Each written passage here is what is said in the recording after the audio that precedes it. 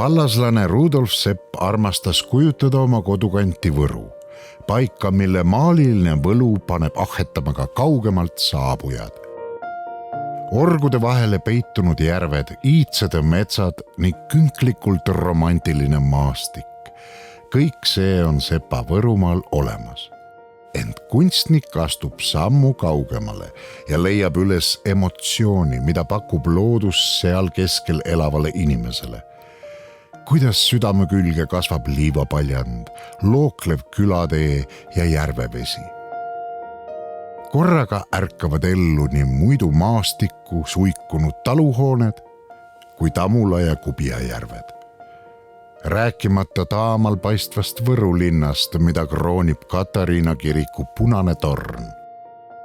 Maali ülemise poole on täielikult vallutanud suviselt helge taevas, mis oma metsadega ühte sulava silmapiiriga võimendab vaatepildi silmapaistvat ilu.